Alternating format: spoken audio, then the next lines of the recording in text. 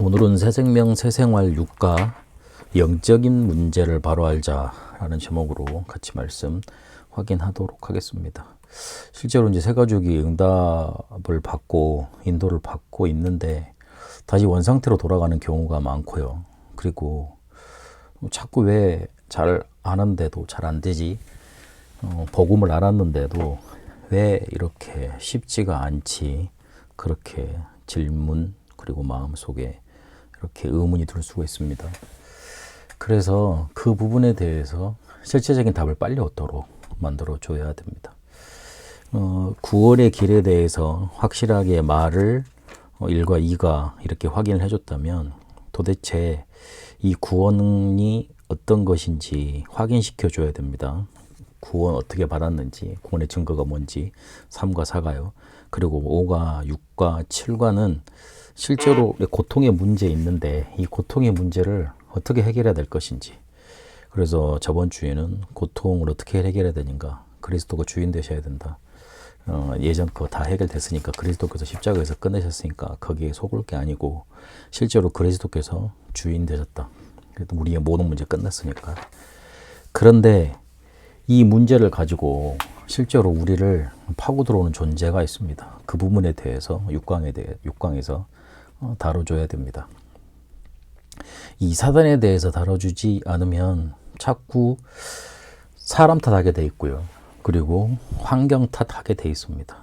그리고 실제로 나 자신에 대해서 낙심하고 무너지게 되어 있습니다. 아무도 가르쳐주지 않는다. 그리고 누가 알려줄 수 없는 것, 이 부분에 대해서 빨리 알려줘야 됩니다. 그래서 성경은 그리스도인이 된 우리에게 대적, 숨은 적이 있다고 그렇게 말을 하고 있습니다. 베드로전서 5장 8절 읽었던 것처럼 너희 대적 마귀가 산필자로 두루 다니며 찾는다 그랬습니다. 그래서 이게 우리가 염려할 때 덮치는 겁니다. 마태복음 25장 41절을 보니까 지옥 갈 때까지 활동합니다. 권세만 끝났지 그 활동과 사역은 그대로 계속되고 있습니다. 사람들이 뭘 몰라서, 그리고 신학자들이나 목사님들이 잘 몰라서 예수님이 십자가에서 다 끝냈는데 실제로 사단마귀 그거 다 꺾으신 왕이신데 지금도 존재하냐? 이렇게까지 질문합니다. 성경을 제대로 안 읽은 사람이고, 두 번째는 현장에서 실제로 귀신 들린 사람은 못 만나본 사람이고, 아니면 반대로 어쩌면 시달리고 있는 사람일지도 몰라요. 부정하고 싶은 거죠. 이게 마태복음 25장 41절에 보니까 마귀와 그 사자들을 위해서 예비된 지옥불로 떨어져라고 예수님이 하신 말씀이거든요. 그러니까 마귀와 사자들을 위해서 그 감옥을 만들어 놨는데 그게 지옥입니다. 거기까지 갈 때까지는 활동을 한다는 뜻이고요. 그리고 이거를 없앨 수 없으니까 가둬놓는다는 개념도 되는 거예요. 이거 없앨 수 없으면 하나님이 그냥 존재를 없애버리겠죠. 그런데 인간, 천군 천사, 그리고 이 사단마귀도 원래 타락한 천사이기 때문에 원래 천사였지 않습니까? 그래서 끝이 정해져 있지 않습니다. 존재를 없앨 수가 없어요. 그래서 이 존재를 묶어놓고 가둬놓는 어떤 감옥 개념의 그런 공간이 필요한 겁니다. 그렇게 만들어진 게 지옥입니다. 그렇다면 지금 이게 권세가 예수 그리스도 이름으로 결박이 됐지 그 존재와 활동은 아직도 존재하고 있다는 말이 되고 또 활동하고 있다는 말이 됩니다.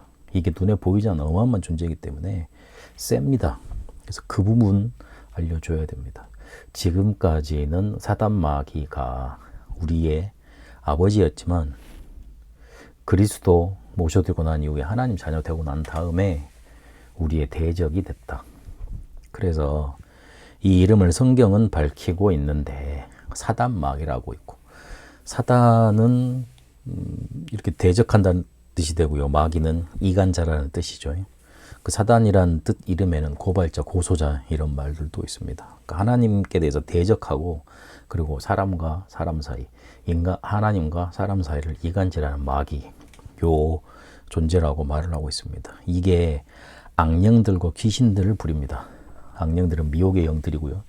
귀신들, 천사가 타락된 존재인데요. 베드로전서 5장 7절 8절에 보니까, 그리고 욥기에도 보니까 세상을 두루 다닌다 그랬습니다. 뭐 쉽게 말하면 우리말로 말하면 대신방을 하는 거예요. 어느 사람이 염려하고 있는 거, 어느 곳을 덮치면 되겠는가, 아 저기를 내가 파고들면 되겠는가, 그걸 계속 돌아보고 있는 겁니다. 이 사단이 언제부터 이렇게 인간 세계에 나왔고 그렇게 됐냐, 성경은 알리고 있는데 에스겔 28장, 이사야 14장에 보니까 창세기 3장 그때부터 실제로 태초부터 이제 창조된 그런 존재인데 이게 창세기 3장 인간 세계로 들어왔다, 그렇게 말을 하고 있습니다. 찬양하는 천사였고 굉장히 이렇게 귀한 존재로 지원받은 천사였다, 그렇게 말을 합니다. 그런데 창세기 3장에 뱀 속에 들어와서 인간을 사로잡은 존재, 인간을 무너뜨린 존재로 알리고 있습니다. 계시록 12장에는 옛뱀 곧 마귀 그렇게 되어 있습니다. 창세기 3장 그 뱀을 말합니다. 그래서 이게 에베소서 2장 2절에 보니까 공중으로 쫓겨났고요. 계시록 12장 4절, 7절, 9절에 보니까 땅으로 쫓겨나서 인간을 망하게 하고 있습니다. 결국 이게 마태복음 25장 41절에 보니까 앞서 말했듯이 결국 지옥으로 가게 됩니다. 끝은 정해져 있습니다. 그래서 그 끝이 정해져 있기 때문에 발악을 하고 있는 겁니다. 그래서 이게 어떤 활동을 하느냐, 창세기 3장 1절 5절까지 보니까 뱀을 통해 최초의 인간을 유혹했습니다. 지금도 그렇게 유혹합니다. 자존심을 건드려서 네가 하나님같이 될 수 있다고, 네가 곧 하나님이라고 그렇게 말을 합니다. 그런 것들로 자꾸 세상 풍조를 옮겨갑니다. 종교 이야기하지 마라, 하나님 이야기하지 마라, 우리가 우리 생을 주관하고 우리가 인생의 주인이다, 그렇게 말을 합니다. 그렇게 주장하는 사상들이 더 각광을 받습니다. 에베소서 6장 11절에 보니까 괴계, 간사하고 사악한 전략들을 씁니다. 그래서 아주 미묘하게 사단은 활동하고 인간을 넘어뜨리고 또 예수 믿는 사람들 공격하고 그럽니다. 에베소서 6장 12절에 보니까 정사, 권세, 어두움의 세상 주관자, 하늘에 있는 악한 영들 동원해 가지고 자꾸 나쁜 일들, 정치적으로 뭔가 이렇게 막 사람들을 억압하는 일들, 힘 가지고 사람들을 내리누르는 그런 갑질들, 폭력적인 일들, 그리고 종교들, 이런 것들을 만들어내서 공격을 합니다. 에베소서 6장 13절에 보니까 모든 일 행한 후에 넘어지게 한다 그랬습니다. 건물이 짓도록, 인생의 건물이 이렇게 잘 지어지도록 가만히 내비두고 보고 있습니다. 그러다가 밑에 기초만 하나 딱 건드려 버리면 와르르 무너지니까.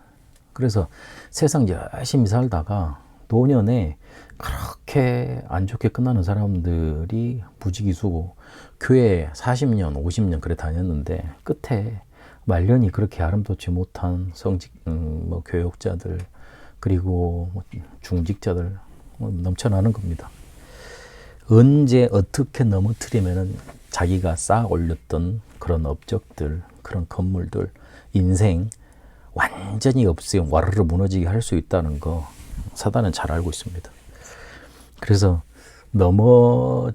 일어섰을 때 넘어질 것 조심하라고 성경에도 되어 있습니다. 에베소서 6장 16절에 보니까 화전을 쏘아야 된다 그랬습니다. 어느 한 부분만 공격해가지고 그 생각에 완전히 사로잡혀 버리도록. 그래서 에베소서 욥기 3장 25절에 보니까 내가 두려워하던 것이 내 몸에 덮쳤다 그랬잖아요. 요한일서 4장 18절에는 것처럼 두려움은 형벌을 따른다 그랬잖아요. 우리 그런 마음들 한 곳만 공략하면 우리의 전 생각을 사로잡을 수 있는 그런 루트, 거기에다가 계속 화전. 그러니까 그 미사일이나 불화살을 쏘면 딱 꼽혀가지고 다 타버리잖아요. 어느 한 생각만 이렇게 우리 속에 딱 갖다 줘버리면 그 생각이 우리를 완전히 사로잡지 않습니까? 그렇게 되도록 계속 공격을 하는 겁니다. 고린도후서 11장 14절에 보니까 광명의 천사 그랬습니다. 굉장히 좋은 것 갖다 주는 것처럼 하면서, 굉장히 대단하고 신령한 것 갖다 주는 척 하면서 인간을 넘어뜨리고 그렇게 넘어가게 하는 겁니다. 교회에서도 굉장히 신령한 능력들 그거 발휘하게 만들어가지고 그게 기준인 것처럼 그렇게 하더라고요. 난 너무 좀 위험스럽던 얘기를 하나 들었는데요. 밥 먹고 있는데 옆 테이블에 그 신비운동 많이 하는 교회예요. 근데 거기서 이제 어떤 사람 전도를 하는 건 아니고 그냥 우리 교회로 옮기라고 대놓고 말을 하더라고요. 그 교회 별로인 것 같으니까 그냥 우리 교회 나오시라고. 우리 교회가 그쪽에도 지교회가 있으니까 거기에 가서 예배를 참석하시라고. 그러면서 뭘 자꾸 묻냐면 방언 받았냐고 물어보더라고요. 방언을 하면 기도를 오래 할 수 있고 그렇게 할 수 있다고요. 그래서 그래 저게 한국교회 수준이구나. 불신자들은 어떻게 가서 이렇게 복음 못 하는데 굉장히 교묘한 말로 은사를 내세우면서 사람들을 꼬여내고 그리고 성령께서 주시는 것인지도 아닌지도 확증되지 않은 그런 은사들을 받으라고 그렇게 많이 하는 거구나. 좀 그렇게 저것도 광명의 천사의 다른 모습 아닐까 그런 생각이 들었습니다. 베드로전서 5장 7절에 8절까지 보니까 우는 사자같이 그랬습니다. 삼킬자를 찾는다고요. 배고파가지고 어느 삼킬자가 없는지 그렇게 돌아다니는 겁니다. 그래서 고린도후서 4장 4절에 보니까 미혹하고 마음을 혼미하게 하고 못 깨닫게 한다 그랬습니다. 설교 시간만 되면 졸리는 사람 있잖아요. 그거 좀 생각해 봐야 돼요. 제가 그 전에 모시던 목사님 이야기를 들었었는데 이 교회에서 예배만 드리면 제일 앞자리에 앉아서 조는 여자분이 계셨대요. 딱 설교하려고 분비만 딱 들면 좋으신대요. 찬양할 때나 나중에 끝나고 나서 귀신같이 눈 뜬대요. 그래가지고 나중에 이제 그렇게 안 하길래 나중에 물어봤더니만 이분이 그리 고백을 하더래요. 그래서 설교만 시작이 되면 내 눈앞에 커튼이 쫙 쳐진다면서. 그래가지고 너무 눈이 무겁대요. 그래서 쪼는 거예요. 그런데 눈 떠보면 설교가 그렇게 딱 끝나 있대요. 누구 역사겠어요? 마가복음 5장, 9장, 누가복음 13장 16절에도 보면 육신과 정신을 눌러서 병들게 하고요. 계시록 12장 9절에 보니까 이게 사단의 회, 조직이 있습니다. 그러니까 재직해 하듯이 이렇게 뭔가 조직이 있어가지고 지역 단위로 계속 이렇게 역사를 하는 겁니다. 마가복음 5장에 보니까 거라사 지방에 귀신 들린 사람이 나오지 않습니까? 근데 그 사람을 사로잡고 있었던 귀신들이 뭐라 그러냐. 우리는 군대인데, 그러니까 몇만 마리가 들어있었던 거예요. 군대인데 이 지역에서 떠나지 않기를 원한다 그랬습니다. 마태복음 12장 하고 연결시켜 보면 이게 자기 집을 떠나게 되면 자기가 원래 장악했던 곳을 떠나게 되면 다른 곳에 초소를 마련해야 되잖아요. 그러면 다른 곳에 이미 조직이 있으니까 못 파고드는 거예요. 가서 못 뺏는 거예요. 가서 싸워야 되잖아요. 그래서 다시 원집으로 돌아왔다 그렇게 말을 하고 있습니다. 이게 조직이 있는 겁니다. 성경에 그런 것들이 계속 기록되어 있습니다. 그래서 우리가 혹시 돌아다니다가 지역의 정신병자를 만나거나 무당들을 만나면 그 정신병자와 무당들은 그 지역에 완전히 장악하고 있는 귀신이 그 사람을 집으로 삼고 역사하고 있는 겁니다. 그렇게 보면 됩니다. 그래서 하나님의 계획이 있는 겁니다. 그 사람한테 복음 전하고 그리고 그 가문에요. 그래서 하루아침에 이게 된 게 아니거든요. 대를 이어서 온 거고 그리고 그 지역에 뭔가 사로잡고 있는 그런 뭔가 영적인 영향이 있는 거고요. 귀신 같은 소리를 하고 있습니다만은 성경에 그런 것들이 다 기록되어 있고 실제로 만나서 그 사역해보면 대부분 그렇습니다. 그래서 그 부분 알고 사단이 이렇게 활동하고 있다는 것 알려줘야 됩니다. 그래서 이 마귀와 싸워 이기려면 어떻게 해야 되느냐? 에베소서 6장 11절 17절에 보니까 하나님의 전신갑주를 입어야 됩니다. 근데 이거는 노력해서 우리가 입는 게 아닙니다. 하나님이 이미 주신 겁니다. 그래서 믿으면 됩니다. 구원의 투구 써라, 의의 흉배 붙이라, 진리의 허리띠 띠라, 평안의 신발 신라, 믿음의 검, 말씀의 검 주셨잖아요. 그리고 방패. 그래서 우리가 해야 될 건 에베소서 6장 18절에 보니까 무시로 성령 안에서 깨어 기도하는 거예요. 그리고 마태복음 16장 18절에 음부의 권세가 이기지 못하리라고 그랬잖아요. 그걸 믿고 결박하고 깨트리는 겁니다. 전신갑주 이미 주셨으니 그거 입고 있음을 믿고 계속 기도하고 그걸 권세로 사용하는 겁니다. 그러면 이깁니다. 우리가 율법에 빠지면